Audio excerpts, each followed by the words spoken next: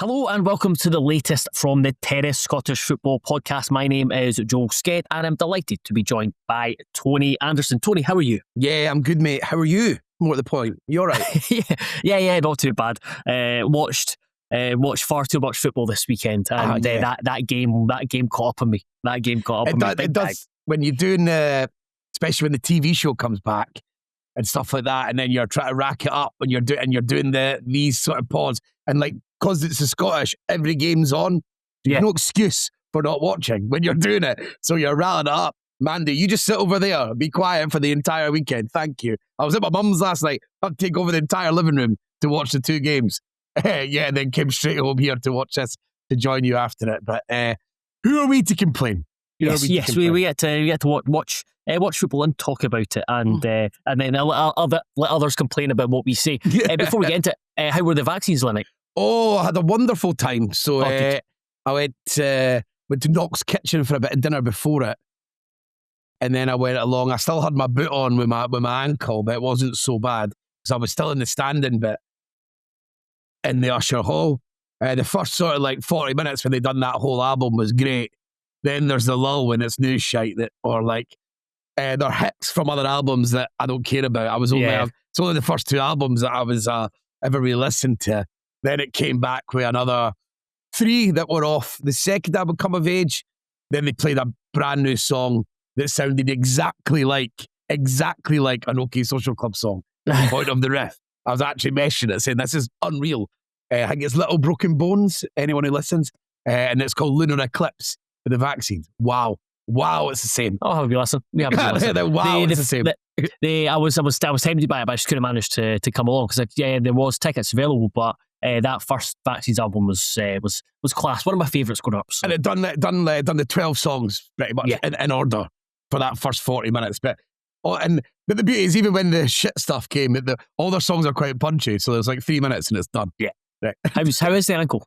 It's all good. I'm allowed it off in the house, so I'm walking around with it. I can put weight on it, but it's just a bit sensitive, obviously. And the guy's like, just don't take any chances. When you go wear the boot, and then everything's going to be fine. You won't because I didn't wear it, but I drove to my mum's from Mandy's mum's. Like getting off the curb is the first time I'd put on shoes since it happened, like on the left foot. It was like, I could go over that at any point. So just know, so when I'm outside, I'll still be wearing that boot for another couple of weeks. And I'll just. Do you have to wear it to Tenerife? Because you go to Tenerife, so no, I think I should be able to have it off. They said that, like when I first done it, they said 6 weeks, and so that'll definitely, I won't have to. Mum tried to give me compression socks. Maddie's dad offering me them. I'm like, I think I might take a risk and not wear them, but we'll find out. You have to gain some. You have to remain some sort of self-respect. Yeah. Right, we're recording. Talking of self-respect, Aberdeen. Right? We're recording this in 2 parts, just for the listeners / viewers. If you're wondering why the Motherwell Dundee game is just put in the middle of this and before the Thistle St Mirren game. So we're recording all the games up until after the Old Firm game, and then we're coming back on later tonight for the second part to record after the Thistle St Mirren game. So you never know. It might be an absolute stink fest and deserves to be final billing. At the same time, we could look like clowns after it is the game of the tournament. However, we will go back to Saturday evening. We'll start with Dunfermline's demolition of the Dons of Aberdeen. Tony, don't you worry, we'll absolutely get to Aberdeen and spend a wee bit of time on Aberdeen. But we've got to start with the Pars. They were excellent. Yeah, and I don't know, I think everyone knew this was kind of going to happen. I don't think I was seeing people online saying, and this shows that we can come, the championship's not that long below. I was like, no, we've got a very specific case in Aberdeen going up against possibly the worst team, I'd say, for this environment, and it being like a Neil Lennon team, a guy who's sort of like famously not someone who refers to these things as just another fixture. He will definitely be looking to get the team completely fired up. He'll be all over the fact that Aberdeen are weak.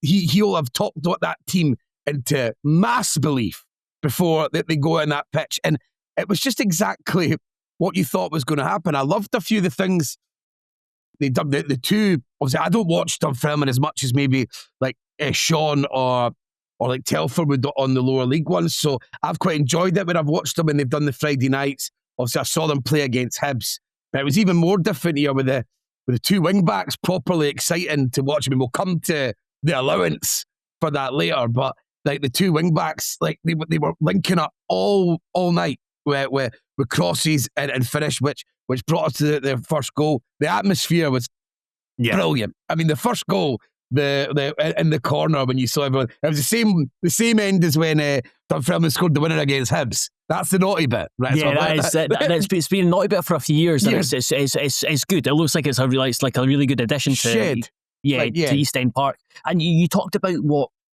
being impressed by Dunfermline. What did they do before we get into like specific players? What did they specifically do to get the better of Aberdeen? And because when I was watching, what kind of stood out for me, I was half watching it last night, like making dinner, but they just kept on switching play, switching of the play, and they just made the game, like they made the pitch massive. So wide. Yeah. And then that's because there was points where like you were like, where's Aberdeen's midfield? But I think that's but I think they've done that because they spread it so much. Like the midfielders were trying to tuck in, go wide to try and support their fullbacks, which is leaving massive space in there. So they were just shuffling them about. I thought it was really smart the way that they used. Is it Oliver Thomas? You saw how that game, as the half progressed in the first half. So after Aberdeen, which I'll come on to, like they had a pretty decent sort of intense start. Yeah, but once, so Thomas was going out wide to support, to give sort of Fraser an option so they could double up out there, get Chris Kane to just drop off them, and they'll stretch it. And I mean, the second goal comes to that because there's just so much space. But they actually you could see them morph into these ideas on the pitch in front of you as they realise what Aberdeen are lacking in play, and the players sort of just taking advantage of that and being really cute and smart. And he worked a dream. I know they were possibly his first goals in football for Oliver Thomas. Maybe he's got one in one of his other loan deals as a young player, because he's only 19 or 20 years old. But he took full advantage of that. And then Gilmore through the middle, linking with Kane, Kane dropping off. It's the movement of their players made the Aberdeen just completely sort of run ragged, and it was a bit different because against Hibs, it was more their organisation that you were impressed with, rather than like they weren't great or scintillating going forward. Whereas in this game, they were competitive. Whereas in this game, their movement tactically, they were switched on and smart. And as I said, they were smart enough to see where the weaknesses were popping up in Aberdeen, and then you would see it live in front of you happening, that they would start moving the ball around, getting the wing backs going, and then they just started counter-attacking Aberdeen like no one's business, and picking up balls. And you see the confidence zoom through teams when this happened, when it's like picking up the ball at the edge of the box when you're clearing a corner and you're taking a touch, and rather than just clearing it, you're taking a touch, then you're moving it wide to Fraser, then suddenly everyone's just flooding forward, and then you know they've got Matty Todd coming at the back stick nearly every single time. It was really exciting to watch Dunfermline. It's nice to see that team develop because it's a young team. I'm not sorry, I was going to say I'm not a fan of a 3-5-2. It's the complete opposite. I like a 3-5-2, but I think you need specific players to play within that 3-5-2, and if you have those specific players, it can be a really effective formation. The worry I always have with 3-5-2, depending on the game, for example, Saturday night, where Dunfermline shouldn't be the favourites, and the worry is, especially with Aberdeen playing the two wide men in Keskinen and Milanovic. Yeah, well, in hindsight, it didn't really matter because they'd done square root and fuck all. But the worry is your two wing backs become just fullbacks, and it's a back five, and then you struggle to get out. That wasn't the case with Dunfermline. It just felt like they, despite like Fraser coming up against a right back and a right winger, seemed to have seemed to find himself in loads of space, have real time, and when he did it, he had composure. He did really well off moving infield, going on his right foot, linking with midfield, and like keeping the ball moving, rather than just doing what is frustrating when you're watching maybe a back five not working, where the wing back just pass it back to the centre back and it goes across the other wing back, comes back.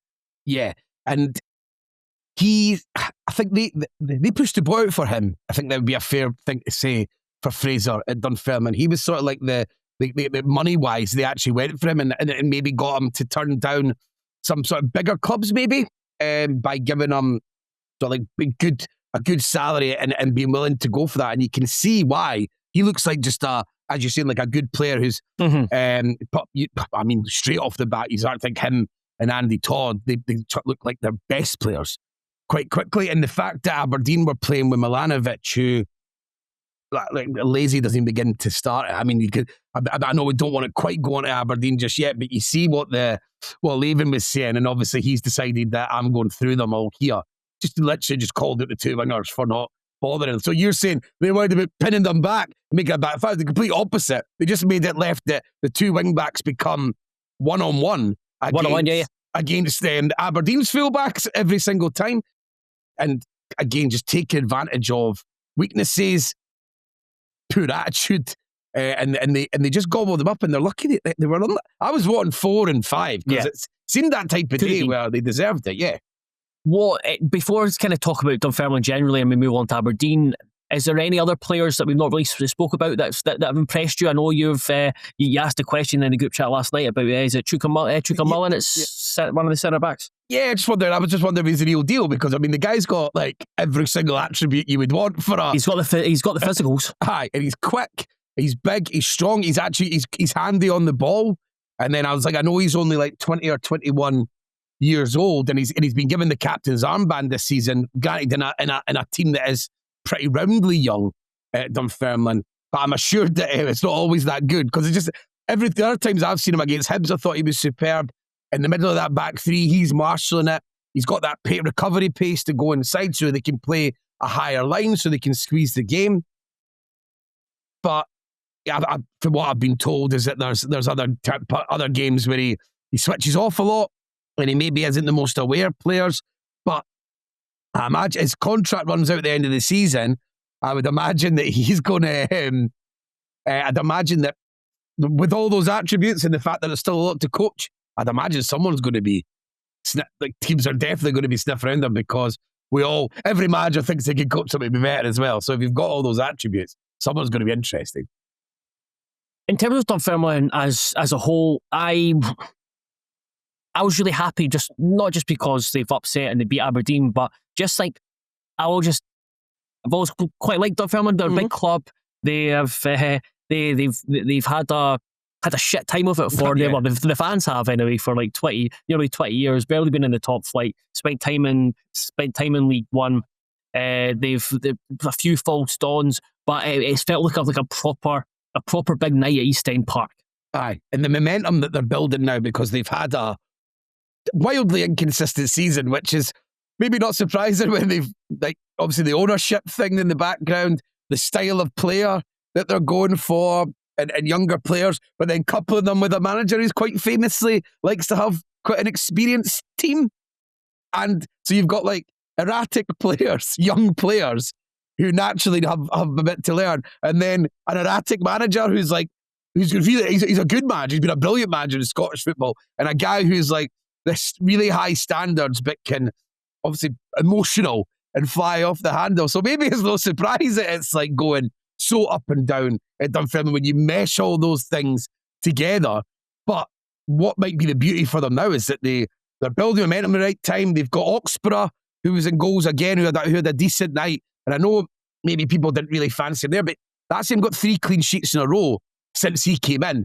And the only game that they conceded in the 4 games that he's played, the only games they've conceded was when they drew with Partick Thistle, which obviously is a tough game at East End Park. So now you start to think they're building momentum at the right time. They've got a manager like Lennon, who, when the going's good, I mean, the going's really good under Neil Lennon. Like, you can build and you can build. You can bring all the fans on side as well. The media start to get involved as well because of like who he is. We're going into a cup semi-final. They've moved into the playoff places. Things start to look. Things can start to happen when you have all those types of ingredients. And like you said, at a big club as well. It's like Lennon can't go to a small club. He can maybe go to a small club, but they still have to be a big club in that environment. So obviously Dunfermline are a really big club in there, because the whole thing feeds off nights like last night, really. Yeah, absolutely. It's going to be interesting to see what they do for what this win does for them for the rest of the season, whether it's just all eggs in the Scottish Cup basket, or if it is a case of this gives them a shot in the arm for the league. Because let's face it, they've been inconsistent at best in the Scottish Championship, but it's so tight there that if they can get to just say Scottish Cup semi-final and then at the very least, and then into the playoffs, it's been a very successful season. You never know what could happen in the playoffs, especially when it's coming up against bigger teams or teams who are above them in the league, big games on TV where there's a bit more pressure on and a bit more focus on. Neil Lennon will thrive in that situation. Yeah. And in terms of a team that are not thriving at the moment, at Aberdeen, they have a right good stench about them, don't they? Oh man, it's like last night I was sat and I was watching it with my old man, and I was saying something like, because they started quite intensely, they looked like they were desperate to get an early goal, and I was like, it shows a difference now that there's like something to play for. Like the league, it almost feels like a lot of I mean, I went on a pretty big rant about them last week when I'd done this with Cairns about like the fact that it's like the club have written this season off and the players have written this season off, and it feels like you can just see that when you're watching it. But this was the game that gave it the shot in the arm. But the second there's a sniff of adversity, they crumble. Like I mean, that second goal after the goal they lose, Andy Todd does like really cute, especially if you're a young striker, giving him the nudge to make sure that he can't get the proper header in when it's a really good ball in for Fraser. And then Matty Todd with an absolute rifle, loved the goal, loved the celebration and stuff. But then on in, like the next goal, you're seeing McIntyre's miles away. There's nobody. Gilmore's running for the centre right through the middle of the pitch. One tiny bit of it. They're saying everything's just up the pole. There was the second goal was the second goal was a farce, and it was one where it happens. Like how did that happen? Why the centre backs where they are, and then how did they finish the way he did? And then you're watching it back, and then Graham Shinnie is in the back three, appealing for offside. All of them are appealing for offside, and even who was playing left back? It was Frame was left back, and then he's appealing. It's like he's probably miles on, but I'll appeal for offside. McIntyre does the same with the third goal. And then it was just like, it just looked a complete, why is Shinnie in that position? And the structure of the midfield, just like, it was just, if you stopped, if you did a freeze frame of where Aberdeen were, and then asked someone to work out their formation, or their shape, or what their idea was, you would have absolutely no idea. And then Fraser playing like the easiest defence splitting pass. It was like the equivalent of like just playing a 6-yard pass into midfield, but instead it's right through the middle of the team. The goal, and you mentioned Frame there, and McIntyre being another one who I thought were both really poor, but it's just like Frame, it's just like this poison at Aberdeen. Frame plays a few games, does well. He's a pretty handy player. And then just, I've played for Aberdeen for too long, I start to become utter shit because of the poison that just rips through the team. And the same McIntyre, I didn't know much about him, and I really haven't been impressed the bits I've seen. And someone posted last night that he's got over 100 games in the Championship, so he must have some sort of like pedigree of being a decent player. But the minute you come there, it's just like you just lose your all will to perform. He didn't look clever for the second and third goal, but it was the moment after this second goal. Dunfermline were piling on the pressure. They got a corner, and it escapes me who got the header in from Dunfermline, but it was I think it was Mullen, and it was ridiculous because McIntyre was marking him, and then he just lets him go so easily, and it was just like so. And it goes back to your point about his pedigree.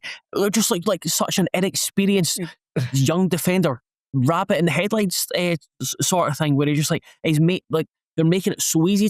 Dunfermline. If I was an Aberdeen fan in the crowd that night, it would be one of those where you would end up just being booing everything, booing your heart content because you can't fucking leave because there's no buses. So I always think that like they're stuck. They can't do it. Like if it was Hibs and Fife, I could just go fuck this, I'm just going to get the earlier train. But it was such a, I think pathetic is the only way to describe that performance. And you look at, we've kind of talked about some of the young boys, and you mentioned about the fact that they're getting brought down by like just the whole collective. But if we look at it, like some of the more experienced players, like then you can go at like Keskinen and Milanovic, who came with a big fanfare, big money, has done absolutely nothing. But then you look at Stuart Armstrong. I forgot he was playing. He popped up in the second half. Said, "Oh, did they bring him on?" And then it was like, "Oh no, he started the game." He really scored that goal at the start. That's and then you didn't really see after Graham Shinney. There was a moment in the second half where I think it was Gilmore. It was when Gilmore ran through and he had that pop that he almost scored, and Meathoff made the good save. Shinney just was like tracking him, and it was almost just like he was like, "You know what? Stuff this. I can't be bothered with this." And then there was another one in the corner where he just falls on his arm. It was just such a shambolic performance. And if Aberdeen fans were wanting the season to end on before Saturday night, I think Pittodrie is going to be quite empty between now and the end of the season. So yeah, I mentioned earlier just naming players that I've got. Word Jack Milne, who during that period earlier in the season, which now looks like such a crucial period in Aberdeen's season, when they went on that run of like 4 1-0 wins, which is pretty much looks like it'll be the things that have gathered them the points to stop this from being a complete sort of disaster. But Jack Milne, again last night, looked terrible. And there was a point where he was being touted as someone who might make a late run for the Scotland squad. And again, it's just like a complete poison that just seems to be running through the squad. And Peter Leven's just lost it. And obviously behaving like a guy who probably knows that he's going to be ushered up the road. And it's like for Leven, the poison stretches him as well. Because you come in, you're doing all right at different points. There's talk about you maybe getting a full-time gig either there or elsewhere. Now no one's going to touch you with a barge pole. And now you'll be thought of as an assistant. That could be like, that next step in your career might not even happen now. And I think that happens quite a lot with when people come in certain situations. Yeah, he may have to take maybe a bigger step back in terms of size of club than he perhaps thought before. But you just look at the direction of the club, the whole manager situation's been a nonsense. And then you've got Lutz, Fan and Steel, messaging fans on social media. It's like you're meant to come in and like professionalise this club and be on the hunt for the manager, and you're moaning to fans about. It's like, what did he say? He messaged Glenn. I think it's Glenn Schroeder, an Aberdeen fan who's a podcaster. Just a small advice, Glenn. I'd be careful talking nonsense about me having a company or being part of a company. Simple. It's not the case. Get your facts right. Keep on spreading false rumours, and it might turns into a direction you don't want to go, kid. The kid's very funny. Yeah. That's very funny. So I'm going to say allegedly, because I believe this is Lutz Fan and Steel's account. Well, you must know that's going to make it onto social media. It's not going to stay private. You're as well not even DMing it. It's so obviously going to come out on the full thing. But yeah, it is just an absolute mess. And then someone shared it in. If you go into Nary's Toe Poker and you look at their squad list, and the squad list is like a new manager coming in there, as there's so many players under contract for a long time. It's like there'll be scope to move players on, because naturally there's been a few loans, and I compared the signings of the centre backs in the summer in January to going back to when they signed Hornby, Hendry, and Canberry. It's just not worked. So yeah, the sooner the season can end for Aberdeen, the better. Those 4,000 folk that went down, fair play, because I knew what was going to happen. And obviously, it's it's like one last away day where things matter. I think it's probably what the thought process was. So we'll go down the Scottish Cup quarter-final Saturday night. Sounds like a good day out. So that's got them there. But like you said earlier, that stadium is going to be fucking empty. And why should you go? If they're not going to bother, I'm not going to bother. Yeah, exactly. Although the only thing is, when you say that the only game that matters, could they get pulled into the battle for the 11th spot? That would be very funny. And when the bigger clubs are involved, like when it's happened to Hibs and Hearts and Aberdeen, there's a malaise. Yeah, and then you feel like they're more likely to not be cut out for it, because the players they sign don't fancy it. And like you're saying, everyone starts working their ticket. So like, yeah, if they do drop any closer or don't get a win soon, then like the teams down the like Kilmarnock and stuff like that, they've got ability to get to get points now for that 11th place, and maybe we'll see Neil Lennon doing the same thing later on in the season at Montreal or East End Park. Hearts winning the league in Aberdeen, potentially getting relegated. Oh, stop it. Stop it. At least I'll get some sort of food at the end. We'll go from Dunfermline to Falkirk. What a final that would be, by the way. The latest high point of John McGlynn's tenure. They were over the piece, worthy of their win. And I suppose we'll stick with Falkirk. We'll do positives and negatives. And yeah, I think it's just another feather in John McGlynn's cap from League One all the way to the Premiership, and now looking at a top 6 finish and a Scottish Cup semi-final.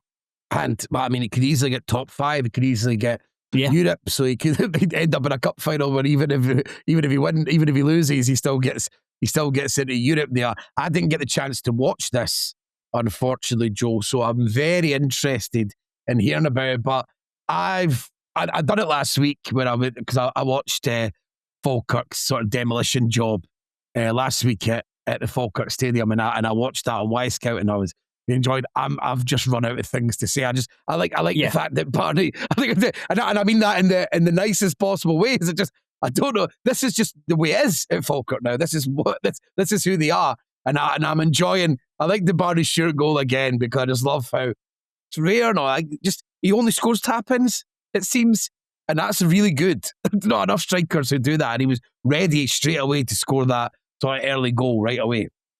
It's been a really nice story because that's what we kind of looked at earlier on the season. You wondered if with Falkirk they really needed like a focal point, and they'd obviously brought in Brian Graham. They had a couple of others, but there was not anyone who'd started season, yeah. There was not someone you were going to hang your hat on.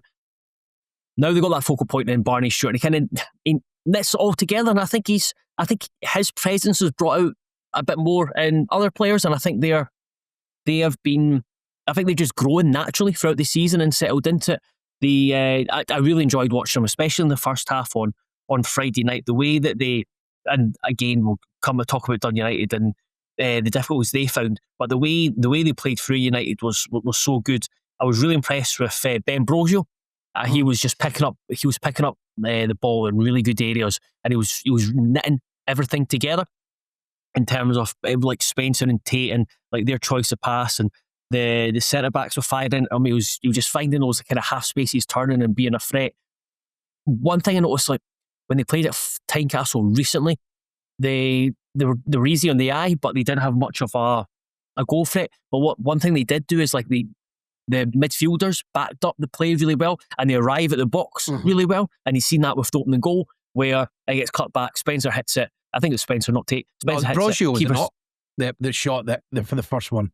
Oh, was it? So either way, so the ball went into the edge of the box, and one of the midfielders shot it, had the shot, and it was saved, and there's Barney Stewart to pop it in. And yeah, it was just two completely different styles of play. It was two completely different teams, especially in that first half, where one team had full belief and confidence and knew exactly what they were doing, compared to another team who were just so poor and didn't seem to have any confidence or belief in what they were trying to do. It's just another lottery. Like every time who's going to play for Dundee United?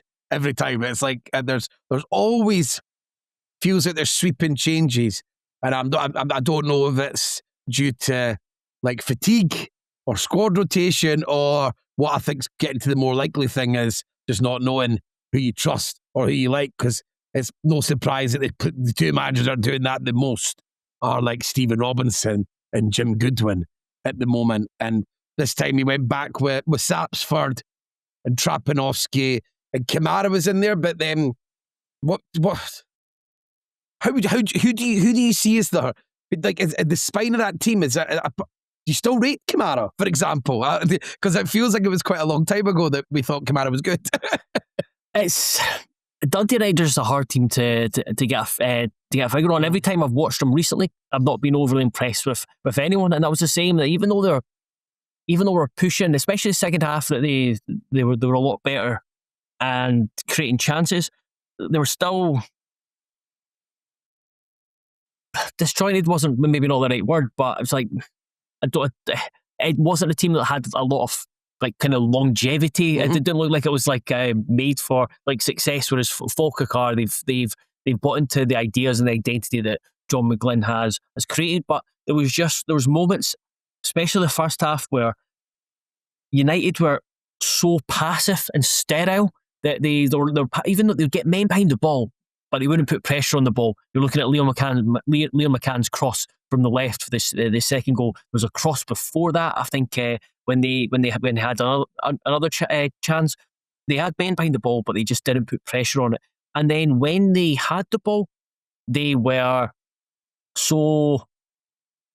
They're lacking conviction to play the ball forward. I think there was a moment, there was a couple moments, there was a moment halfway through the first half where Simon Ferry was telling Carestes to fire it forward.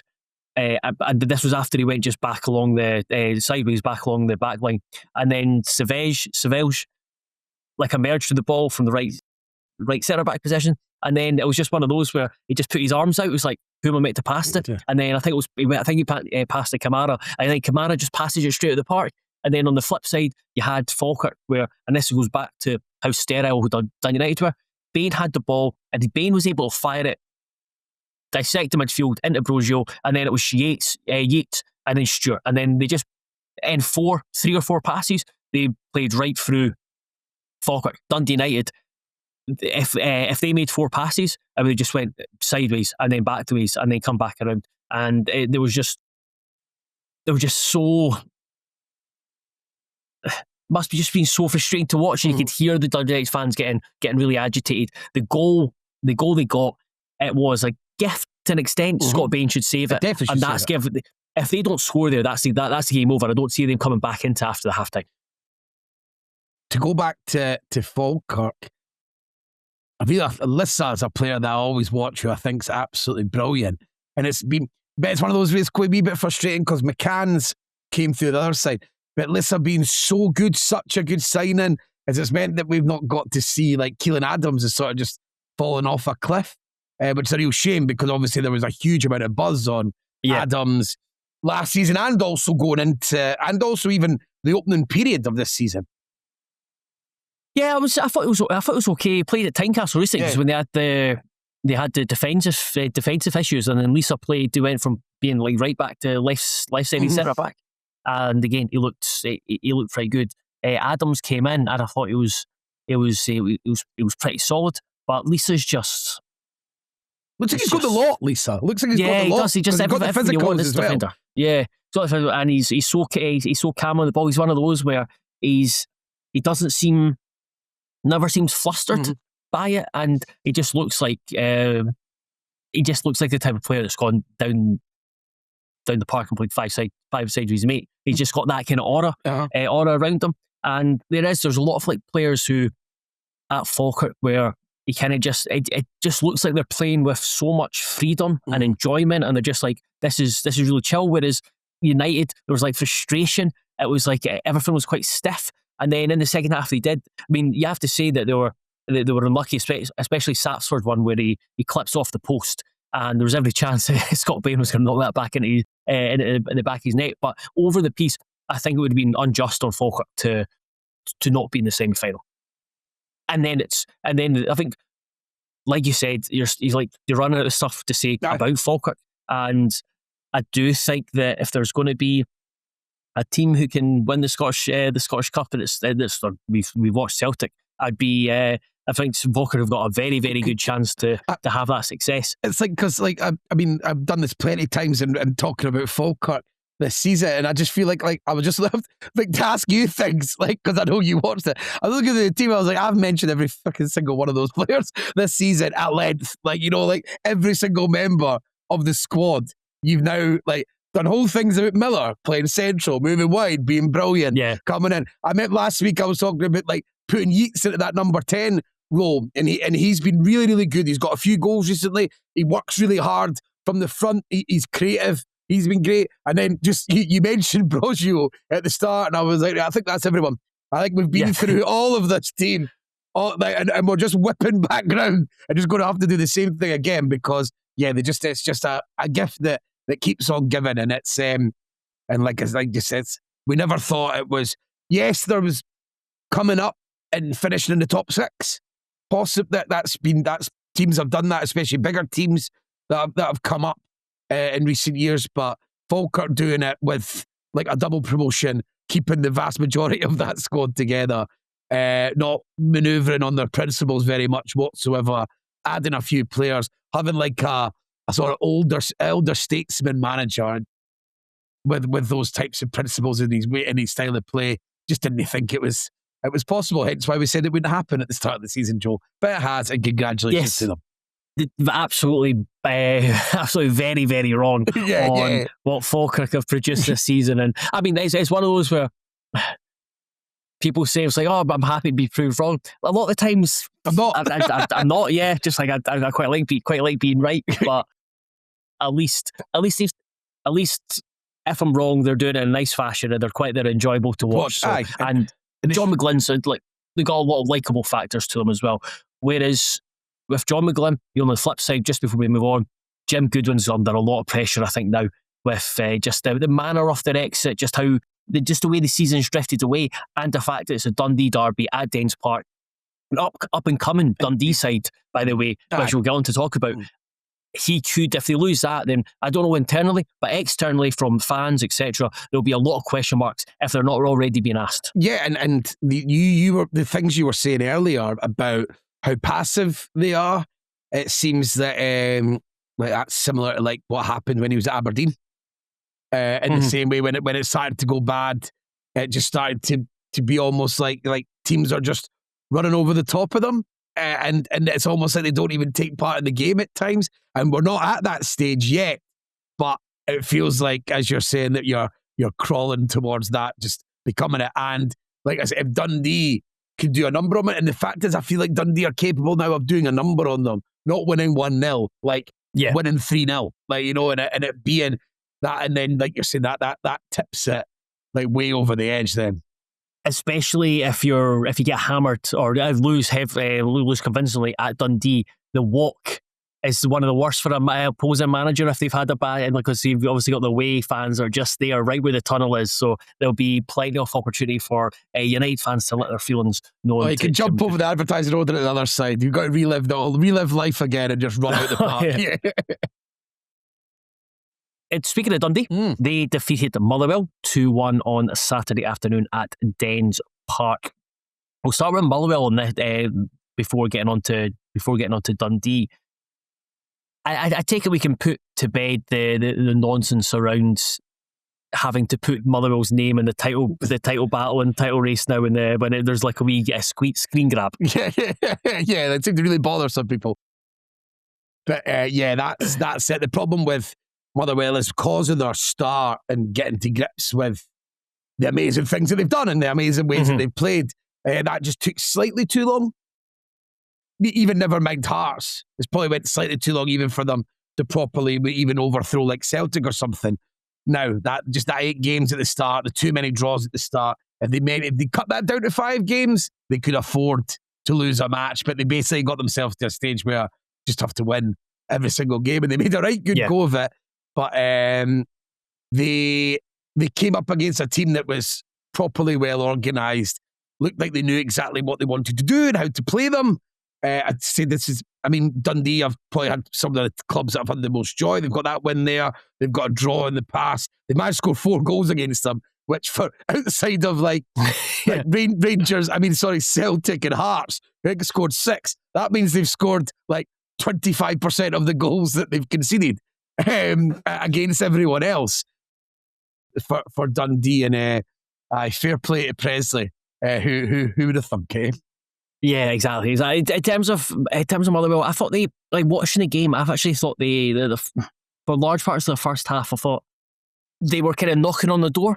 Definitely. And knocking on the door, and then as the half progressed, the knocks got quieter. And then second half, like going behind, it felt like they knew this was a big moment. And like in the second half, that they're trailing, it felt like there was a desperation and like an urgency with their urgency with everything they did when they were trying to get it back to 1-1, and then they were trying to win 2-1, and then when they went 2-1 behind, and then trying to eke out a draw. I think you're spot on about the sort of desperation in the way they play. Everything started to look a bit more forced than it had, and naturally, in other things, it was like watching any team that started doing like Hibs, or you'll have seen it with Hearts all the time, when teams just let you have the ball, and then you just wait for you not to miss a few chances, not really hurt them too much, then run up the park and score. That was like I said, you could the fact that Ward looked a lot more back to the sort of Ward that we worried about at the start of the season.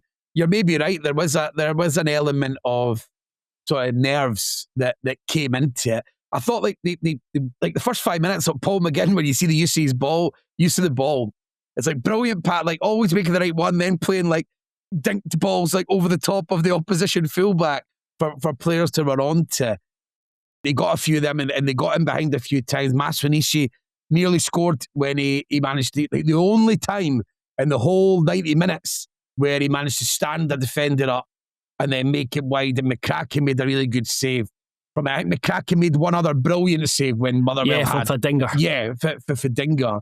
And it just started to have that stench that I was just talking about like a fan of a club on that level where Hibs and Hearts, where the stench starts to come. And it was like when Fadinger went off injured because he tried to pull someone back, like innocuously, like take a booking, and then he goes off, and then and he's replaced by Priestman, who I know has been an able deputy this season. But I have to say, with Dundee, like the bits I was really impressed with, like someone like Jan Danda, the work rate he put in, like, tactically, really what time. Cotterill, who's a guy I've criticised a fair bit in here, but the way they defended that 18-yard box, it wasn't just Luke Graham and Astley doing that job. The protection they got from everyone else. Danda made so many like interceptions and blocks, and we'll come on to talk about Hatate in the Celtic Rangers game, where it's like seeing like midfielders who you normally wouldn't put in this bracket maybe willing to do it when you're hitting this stage of the season. And it's another example of like Pressley's got that team behind him, and he's got the fans are now totally with him. It's like an amazing feat to come from where he was and how far back he was. It was like he was starting at -10 from the normal spot where everyone else is, and everyone was out to get him. He was essentially being bullied by everyone, including Dundee fans. Everyone was joining it. Everyone was waiting to have their pound of flesh. You know, we were all, well, like, and when he made mistakes in his press conferences, we're all over it, because that's our bread and butter. That's what we live off. I'm sorry to say, it's just the truth. But like, and for him to do this, and now we're getting 3-3 draws against Hibs when you're seeing both sides of the team, games where they're scoring lots of goals. In this game, when they had little moments when there were substitutions made, they had periods in the game, they were playing a team that is arguably the team that has the most control of any match of any club. You know, in game, they have so much control of games, even more so than Hearts, Celtic or Rangers, in terms of the control that they have over the match. Dundee were able to frustrate them and then spring on them when they needed to. And then Yogain getting his first goal in professional football, which is always quite funny when a club's barely gets in a goal all season, and that's the way it comes in. You mentioned Jan Danda and talk about his clearances. So the Luke Graham had the most with 13. Mm-hmm. Ryan Astley had the third with 7. Amari Samuels the 4th with 5th, and then there was loads of players, including Dre Wright on 3. And then there's Jan Danda, number 2, with 10 clearances. It was just such an unusual performance for him, a really effective performance for him. And watching him in recent weeks, you've seen the growth. You can see the growth and maturity in this Dundee side. Mm-hmm. They were playing. Stephen Pressley was said like just the way that the summer went. That they appointed him, he was wearing his honeymoon, and then it just felt like they were behind the black ball. Is that the right term? Even if it's works not for me, man. Yeah, there we go. And then the recruitment, was perfect. I think they maybe liked a bit more experience, but they had to make do with what they had. And we seen it you seen it when they came to Easter Road earlier in the season. I seen it when they came to Tynecastle earlier in the season, and they offered nothing. Don't take part. And it was just take part. Yeah. Yeah, exactly. That's the best way to describe it. They just didn't take part. Now you're seeing them very much taking part, taking control at times, and you're seeing different sides to this Dundee side where they can play a bit and they're really easy on the eye.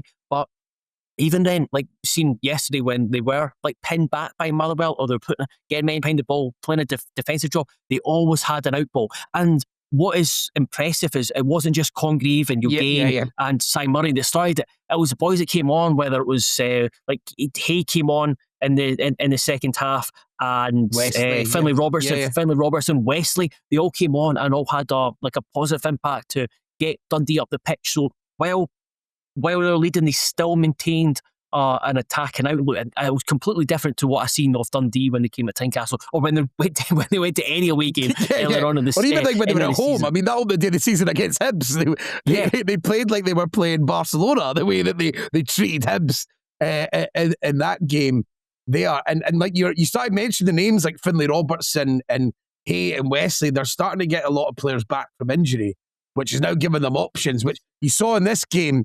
They were able to swing the game back in their favour for a period when it started to get in the second half. Right, Motherwell are just two on top. Like it's going to happen eventually. Eventually, Graham's not going to be perfect in the way that every time Masferici gets the ball in the box, it looks to make a little, by his yard and pinging a shot. Graham got that spot every single time, but eventually they were going to have to get out, and those subs totally brought them the momentum back. And I think that was those subs meant that they had like a 10-15 minute period where they were got on top. And by the time Motherwell actually got the goal, and they got loads of these opportunities from free kicks on the edge of the box, because the style Dundee were playing is they were going to make fouls at the edge of the box because, well, they had about 9 players around that area of the park all just swiping at it. That actually ended up that the goal actually came like almost like the only like the period of the game where it was actually a wee bit against it on the play, because Dundee had managed to come back into it. Yeah, so like first half, it was like obviously there was a lot of it was like Motherwell. It's like Motherwell had 66% possession of the ball. They had whereas like Dundee was like a containment and counter-attacking job, and then the second half was just like Dundee couldn't really get out and have a foothold in the game the way they did in the first half. And then just when they made those changes, that's what got them further up the pitch. And then they ended up conceding. What a goal that is, though, for Slattery. It was absolute peach, like a really, really good. Because McCracken had a really good day, and he was looking like that they were going to really struggle to beat him. And that was like really high quality strike for miles out. Yeah, and it's in terms of, you mentioned Pressley. I think his trajectory has been really impressive, and he's seen it with his comments the other week about being a jobby team and the smile on his face, and he seems more comfortable in the position now, and he seems to be enjoying it more. And I think there seems to be a better feeling around Dundee. There's a young squad. Worrying is they'll have to be good in recruitment again because they'll lose a couple of key players on loan. As for Motherwell, may just finish up on the Steelmen, where it just felt like it was an off day. Just like what could go wrong. Elijah just probably epitomised that. It was like he could, nothing was coming off for him. All those flicks that normally look perfect and get the perpetual motion in his style, nothing would come off for him. They just felt like they felt a bit rushed in front of goal, and then it was almost like when they weren't scoring, it was almost like they had the feeling like, okay, we're not going to score, and that kind of fed into the desperation. But they will still have a big part to play in the title race, but it will just be a case of deciding how many points Hearts win the league by. Now, the other people... practice that one in front of the mirror. I mean, I've been saying it for weeks. Big couple of pints of me, and I'm just I'm off on one, just telling anyone that'll listen. That line. Speaking of I was going to say people involved, the other clubs involved in the title race. Rangers and Celtic took a break from the title race to play in the Scottish Cup. And unfortunately, Tony, you and I had to suffer through 120 minutes of absolute dross. So before we get into talking about the specifics of the game, one of the things that has frustrated me, and when I say we'll finish up with on the positives with the end of game scenes, which we absolutely do want to see here at Terrace Podcast. Just some of the discourse around this game, where there was I've seen a few tweets, and the way it was discussed on Premier Sports was like, this was just some engrossing encounter. It was like going back to the days of this like Super Sunday, where every game they made out to be brilliant when it wasn't. Mm-hmm. It was absolutely rubbish. Yeah, it was like I quite liked how much Lennon got into the work rate and the attrition of it. Because I believe him. You know, like I do. That's a man who definitely enjoys work rate and putting it in. But you spawn like Nadiri epitomised everything that you're talking about. Because he would work his socks off, he'd work back and make challenges and stuff. But when he got the ball, his head would be down. He'd have to spend so much time like trying to control it and get composure and then to look up. But then by that time, everyone's got back and he's just running up a blind alley. And I thought his performance was exactly what the game was. I cannot believe he stayed on for it was when I looked up, it's like, how are you still on? And I went to check the bench. I was like, fair enough, you've not got another striker on the bench. Like, Miovski's better than this jabroni. And he just watching him, I was like, it's like, what is he? And he doesn't look like a footballer. I was like, does he look like a basketball player playing football? But no, because he's not cool enough to be a basketball player. So it's like he's been pulled off the beach and he's playing volleyball. It's like, you would just go and run around up front. Rubbish. Because I think the best, obviously, Celtic coming with McGregor and Tierney out on top of all their sort of long-term first-team players that are out. So I mean, I don't think it's a stretch to say we're talking about the worst Celtic team in terms of an 11 turn up at Ibrox for like a long, yes, maybe ever. Bad. Well, maybe not. I mean, obviously, you go into the 90s and stuff like that, but you know what? It's poor. There's nothing much in there. But so, sorry, just like before you finish that point, you go, Sinisalo, not a Celtic starting goalkeeper. Araujo, Arthur, Trusty, Scales playing at left back. That's not a Celtic backline. Hatate, Nygren, effective. McCowan, like he's a Celtic squad player. Taneke doesn't do anything. Maeda been off at the season. Yang not is a squad player at best. Yeah. Just a team that's not a team that Rangers fans should have looked at and think this is an opportunity to not only win this game but make a big statement.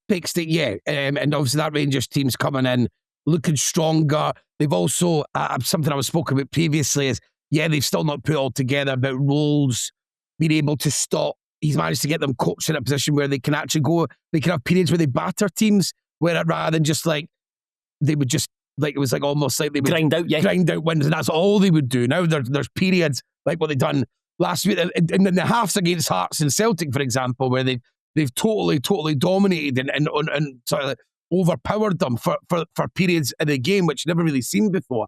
But with this one, I suppose I'll say some things positive. Like Araujo last week, I really didn't fancy him. And I'm still not sure. I thought he can get over emotional. There's parts where that's good, and there's parts when it's bad. And also when you pressurise him, I sometimes think he makes really, really rash decisions. But I thought he was really good defensively in the game. Mm-hmm. And then with Trusty as well, that was the best game Trusty's had like this season, if not longer. It was a good Celtic defensive performance. Absolutely. Aye, they were good. They were backs to the wall, and good. They were probably enjoyed having like the 7,500 to do that sort of performance. And going into that really would have helped to deliver that performance. But it shows you the difference in the frustrating thing with players like, especially with Trusty, forced into being concentrating the whole game because of how many players are out, the style of the game. It's a cut game. Rangers were just due to the circumstances were going to be well on top, and suddenly Trusty's fully switched on for 2 hours and puts in an imperious display. Dave Murray comes on, has a really good display for the period that he's on the pitch as well, maybe apart from once, maybe getting caught a bit deep for that Chermiti chance. Probably the Rangers' only really, really good chance in the game. it's like to kind of follow up from that when you're talking about like the positives, and we'll get to negatives, and there's a few that had Tatty, where it was like with McGregor out, they needed someone in the midfield to step up, and I think Neil Lennon spoke about it as well. It was like a completely different. Yeah, Tatty had to be a completely different player, and in this environment, he was a player that Celtic needed him to be in this game. That's not something that normally we've had with Tatty. Like, it's like, I've always said this about Tatty, is that I think he would do really well still if he moved. I think if he went to a bigger league, I think he would step it up. He's a guy who I think he needs to be challenged. You see it sometimes in the Champions League where he has really, really good games. But it's like with the lack of challenge in the league and the fact that he was obviously wanting to leave and all the stuff that's so obvious to see. But today, because it's almost like, a chance to prove people wrong. And I think, and then suddenly that level of performance. But again, this is the problem with this Celtic squad. is that it needs to be that to get the best out of the guys that they should be able to hang their hat on, because there's so many fucking guys that you can't hang a hat on. That, what's his name that came off the bench? Mavuka. Oh wow. Wow. Where have you were going to buy him for $3 million? God, they're so lucky they sort of came up with that knee injury, because that would have been money spunked up the wall straight away. Don't need to see it again. Vanchara, but I've done this last week, went through like how poor Celtic's recruitment is. But if I'm being brutally honest, Rangers recruitment doesn't look like it's been that much better. They spent 50 million. Nah. They spent 50 million. And Nadiri, it was when I said, when I called him rubbish, I meant rubbish in terms of this performance. It was rubbish today. I still, and like bigger picture of what I've seen of him, I've got my doubts about his longevity at Rangers and how effective he is. But the Rangers have spent £50 million this season. And where are they? They're third in the league and being dumped out the Scottish Cup by a Celtic side who were missing key players, and a Celtic side who didn't have a shot on goal. One shot in the entire game, none on target. No shots on target. 2 hours. It was absolute farcical. And in terms of it, so Celtic deserve praise for their like eking it out and their defensive output. Rangers knocked on the door. And they had a few opportunities. Obviously, had a goal disallowed, as did Celtic, and they had a couple of set pieces where they went really, really close, as is the way normally. But they're just I don't know. They're just like I just don't think they're that good. They're that good. And they've improved under Danny Rowe, but they're still, I think, for a Rangers side, underwhelming. And I think in terms of a player who perhaps epitomises Rangers in a way, Nico Raskan. You look at him, it's like, you need to do better. He's got a lot of hype, but again, someone I don't quite get the hype. He's he had a period where he really stepped up and he was looking like a complete midfield player, and then you're waiting for that to follow up into the season for him to be like the main leader, the captain, who you build the team around, and then it's like he becomes like one of the elite. That guy working his ticket again. A lot of them working their tickets in Glasgow these days, It seems a lot. That's certainly what it sounds like. And then he hasn't got what he's wanting. He had a massive drop-off, falling out with Russell Martin. And now, he's just Nico Raskan, just the player that he was before that little period in last season. It always seems to be someone else's fault. There was a moment he played, I think it was, played a pass, or it was a rubbish pass. And then it was all he put his arms out, it was like, as if to say someone should have done something else. It was just it looks like he's going to like kind of pass the buck, and then you talk about people get a big billing and under deliver. Skov Olsen has been that player so far. 8 million. I don't know if I'd be doing that. Rangers will probably do it because he's like a relatively big name, but like today's when you've signed him in for like days like today, and he's never really stepped up in any game where he's like taking a game by the scruff of the neck, which when you sign a guy for the Bundesliga who's a Danish international with a lot of caps, who's went for like 15 million in the past, and you're getting him and you're going to be buying him for 8-9 million at the end of the season. There's obvious expectations, but he just looks like a lot of Scandinavian players, he just looks like a cog. Just looks like a cog in a team rather than someone who's like going to do anything special. Anything special. And like again, the only positives are like like for Rangers, you've got to be massively disappointed. They still didn't create that much. Yes, they had loads of the ball. They'll be going home saying, "Oh, we should have won that. We deserved to win." The 2 hours, that Chermiti chance when he scuffs it and Murray clears it when he's too deep. That was like really the only one where I was like, right, they really need to be scoring there. But I don't think anyone at Rangers can walk away from that and think I'm pulling out a positive. Yeah, aye, exactly. Because it's Celtic, not. Yeah, because at Celtic you can go like, oh, McCowan and Yang, not great, but they worked so hard and they gave Arojo the protection he needed that he never had the week before when Rangers totally scunnered them down that left-hand side. You know, they could see that they'd been learning from O'Neill and from the players and what they had to do and they were willing to do in this game. And I wonder if it was like for other games that maybe come up, might buy O'Neill some of the goodwill that he's going to be allowed to go to games and maybe even do similar to what Roll done at the start of the season, where he's allowed to basically given breathing space to go out and put on a performance of that ilk, which would normally be completely unacceptable. But when Motherwell come to Parkhead soon, if they don't have loads of players back, I'd expect Motherwell to have more of the ball in them. I really would. Yeah. And I would expect it to be more looking towards that style of performance. Not quite to that degree, of course, but like similar type of performance. And this win might give O'Neill the breathing space where he's allowed to do that. And this, I've been quite relaxed about sorry to bring it around to the title race, but being quite relaxed about it. And like, I think there's a lot of Hearts fans, understandably quite stressy and tense about it. But it's like days like today where you watched that Old Firm, he was like, there's nothing to be overly worried about there. They're not good sides. They're not good sides. Talking about positives, we'll end on the positive. The scenes at full time.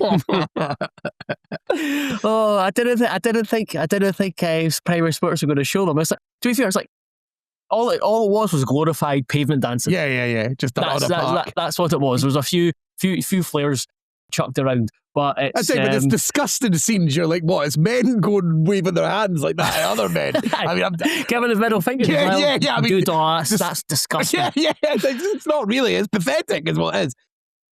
But yeah, but in the away end, because obviously, what were they so bored about? Because Celtic poured everything down on the advertising boards, and Celtic said there was loads of Celtic fans came on the pitch, and what was the tweet that I seen? Because someone replying. I seen someone reply saying, "Why are Rangers fans getting tired? Celtic have caused mega damage to the pitch." And advertising boards. Hey, capitalism's important, all right? We can't have things not being advertised as at all times. But yeah, the Rangers fans, they've got themselves worked up. And when they go over there and don't do anything, you actually make yourselves look like fucking idiot. Because when they're doing all the zombie nation stuff and they're all having a party and they're right there being blocked off by the police, just shouting. All I'm thinking is, that sounds again looks fucking brilliant. And this would and if I'm in the away end and that happens, this is fucking brilliant. They've absolutely lost it. A bunch of kids have came over in Spider-Man masks. Here we go, brilliant. So we say this as we don't know what any of the stuff that's come out afterwards, whether there's been any injuries. Hopefully not. So if there are any injuries, then it's shameful scenes. And everyone should be embarrassed. And I retract my comment about it being a positive at the end. But I seen just looking at it on Twitter before coming on, and someone made the point. It's like with Celtic fans spilling onto the end of spilling on the pitch. It's like, I get that. It's a quarter final. There's like 7,000 Celtic fans at Ibrox. It's a big deal, and it's over exuberance or whatever, and they just want to celebrate They don't like green and white teams with over exuberance getting on the park though. Rangers did it at Partick Thistle. Everyone's done it. Whereas, and then you've seen and then it's just that one where Celtic fans on our pitch, how dare they be on our pitch? We need to get on their pitch to chase them away. And so I think it was just as long as there's no injuries or anything like that, it was all good fun. Because I was just like a few flares. I like to see the flare come on, then a guy just catch the flare and chuck it back in. Like, fucking how dangerous, how desperate you do it. I'm not picking up any of those things. Yeah, it's like, because it just, the scenes, as you said, like rather than it being like, because it wasn't like a running battle, it was just pathetic. The whole thing just looked a bit pathetic, but you're just like, you've not seen it in so long, quite to that degree running up. But that's then probably put paid to getting extra fans and things just for absolutely daft stuff, pathetic guys running about. But it was for the safety of my living room. I was having a wee bit of a giggle, like. Yeah, I'm just going on. I'm just flicking through Twitter to see if there's anything on it about anything serious. But the Scottish FA condemns the behaviour from supporters entering the field of play following today's Scottish Gas. Blah blah blah. An investigation will be carried out immediately in the line with the judicial panel protocol. Oh, right. Right, Tony, that is us for the first part. We'll be back later on with the second part. We'll do 10-15 minutes later on, eh? Why not? Yeah. I was going to patch watching it because watch I don't know four games this weekend, but I'll put it on as well. I'll watch, trying to get through Game of Thrones, so I'll do a bit of multi-view. There we go. Good man. Right, I look forward to it. I'll see you soon then. Cheers. Don't really know how to start this because we've already recorded once today. So, Tony, hello again, and let's move on finally to the final game of the weekend in the Scottish Cup, and that was St Mirren 2, Partick Thistle 1. St Mirren set up a semi-final clash with Celtic. We know the draw now. Falkirk, Dunfermline playing a tasty semi-final tie that I'll be looking forward to watching. But we are here to talk about the St Mirren Partick Thistle game. Did I say Partick Thistle 2, St Mirren 1? Anyway, it was St Mirren 2, Partick Thistle 1. Correcting myself if I was wrong there. Felt like a real game of two halves, to use a cliche. There you go. It's been a long weekend. We've watched a lot of games, so we'll kick this off with it's a game of two halves. Say, bloody hell, football. What is it like? But yeah, but it's true. It definitely was true. I mean, I thought Partick Thistle started all right, and obviously they got they hit the post with that pretty sexy corner at the start.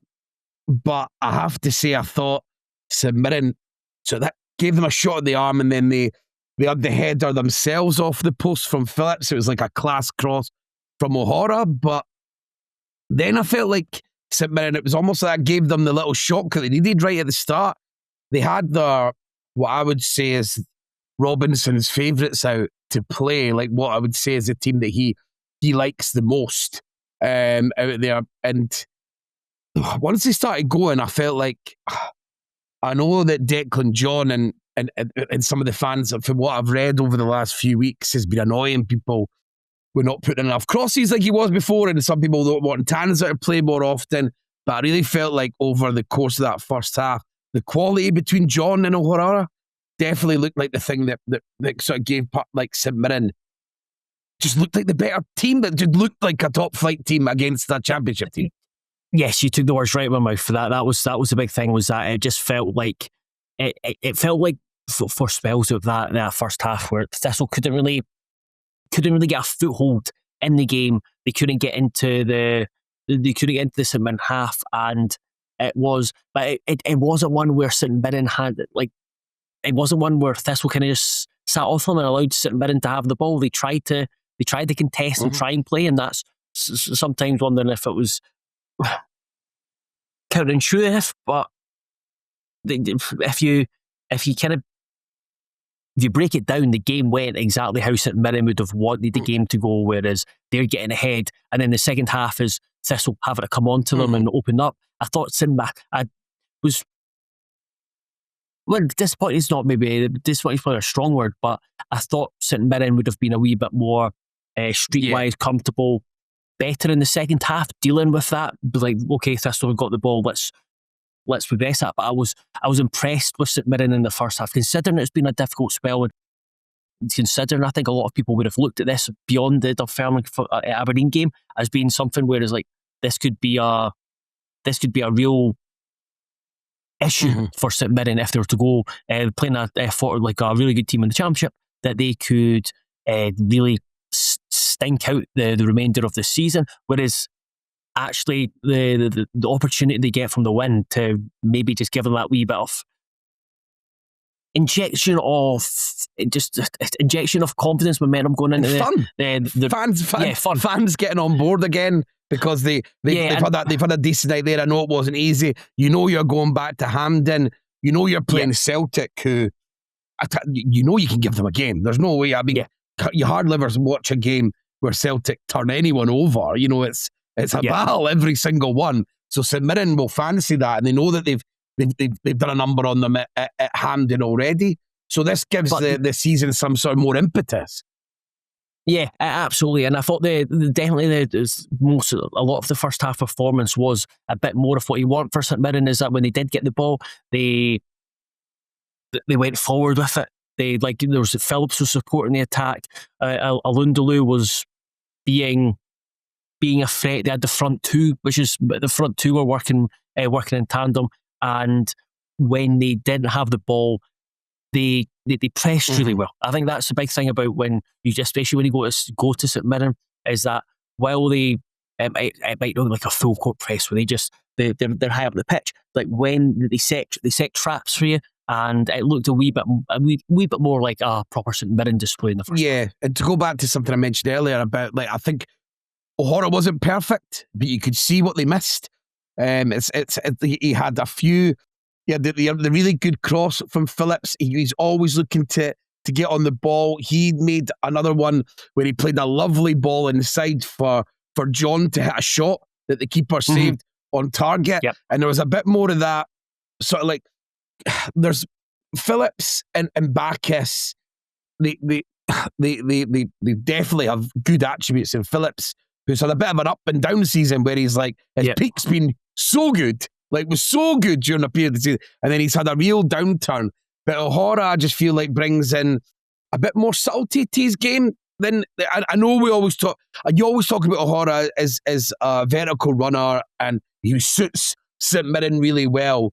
But when you put him in around the other St Mirren midfielders, you do actually feel that O'Hara actually has a little bit more head up, a little bit more quality in there, which allows them to maybe create those chances where it isn't just trying to smash through absolutely everything, which sometimes can be the case with the way that they use that St Mirren midfield.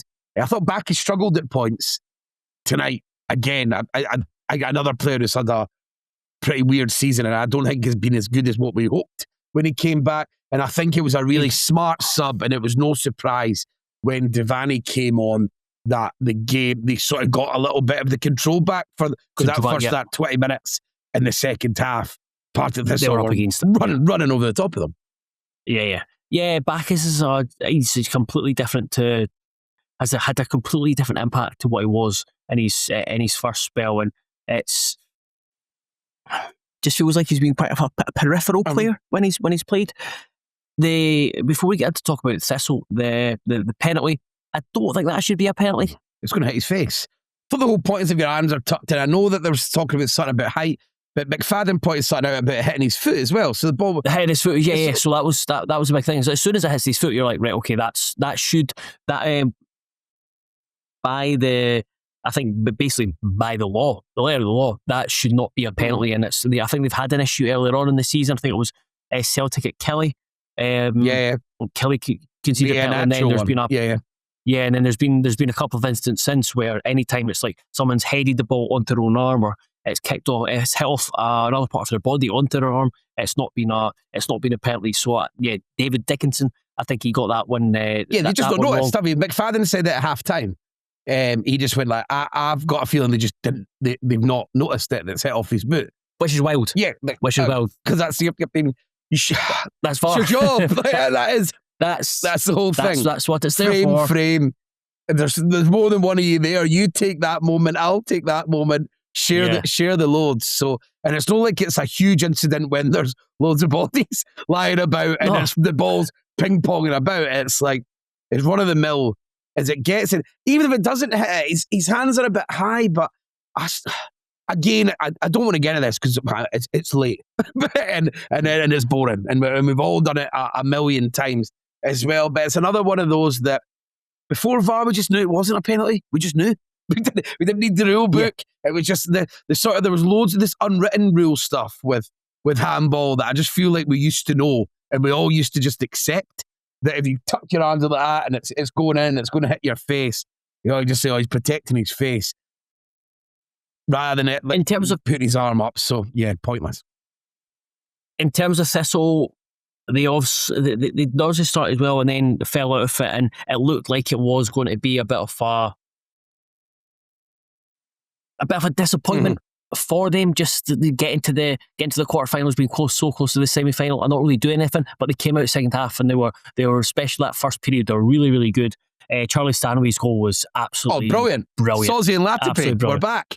I've not seen it. Like those are the Beckham school stuff, with the corner taker puts the edge, and to see it like that, like the strike's unbelievable. We get properly like head over it, shoulders drilled low. There's a crowd of bodies. It's executed like so well.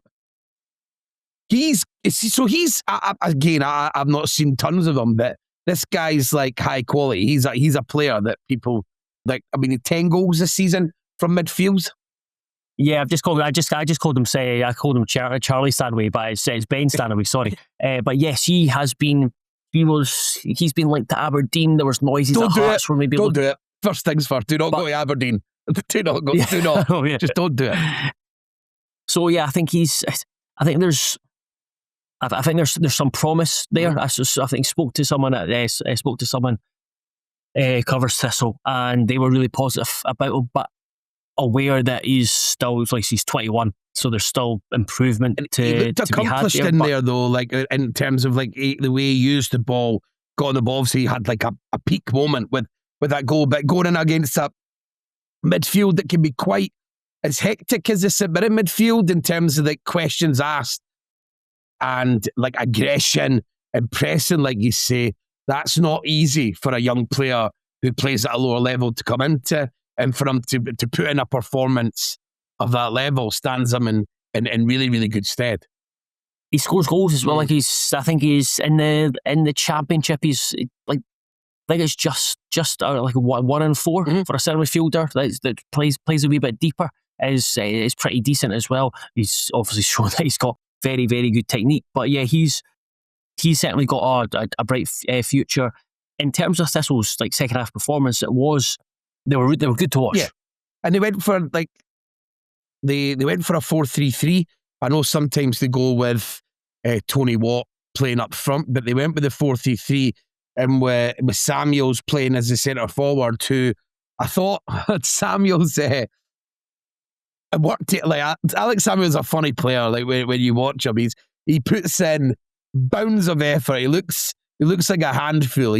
He lacks decision making. He lacks a bit of quality when it comes into there. But with Fitzpatrick and Watt, the fact that Samuel's putting so much effort, he was a handful for Gogic. I think Gogic got the better of him, but it was a handful for the defenders, which meant that Watt and Fitzpatrick were both able to just move around them and pick up positions. And in the second half, they really struggled to pick up Fitzpatrick because he was just popping up wherever he wanted. And you need...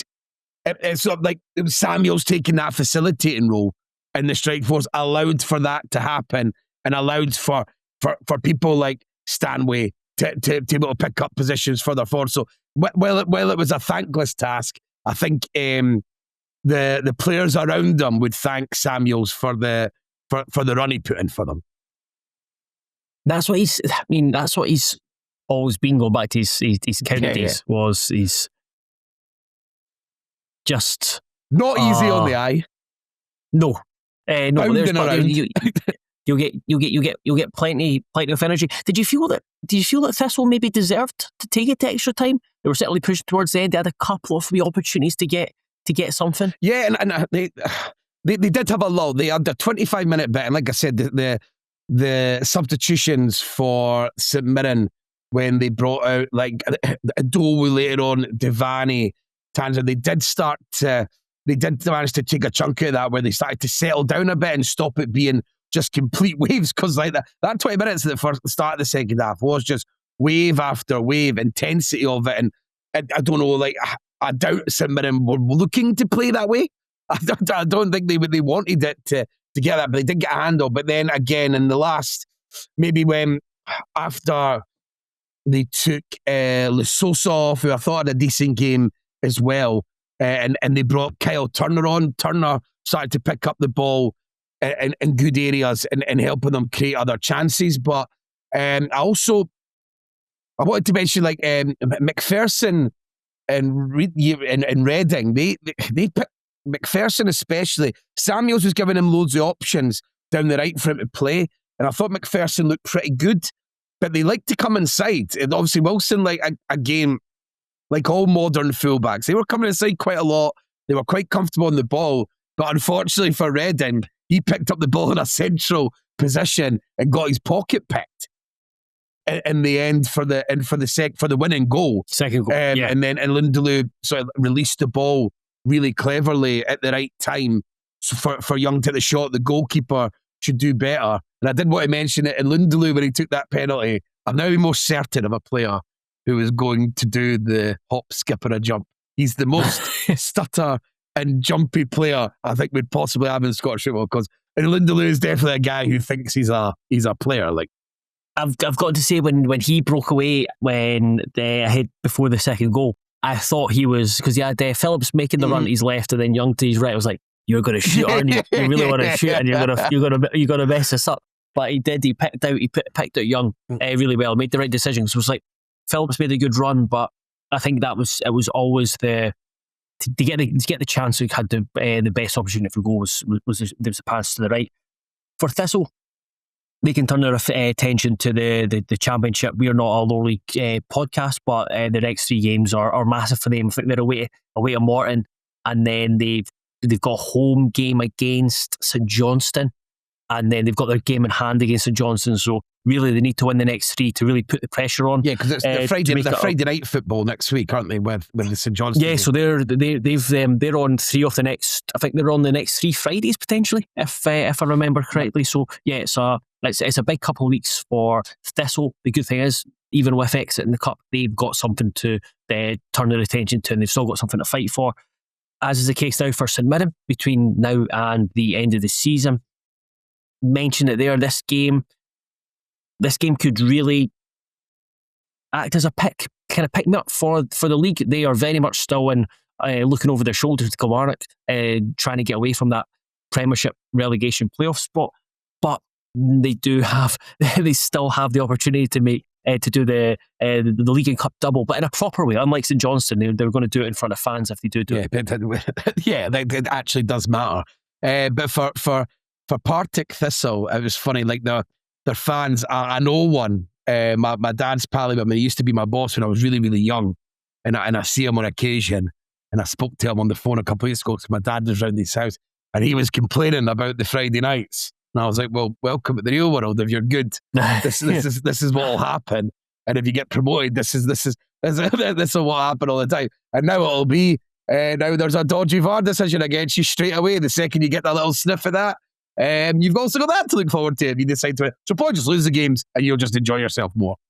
I seen a Thistle fan tweet about just like happy to lose in the playoffs, not having to deal with VAR, and they just stick with the Championship.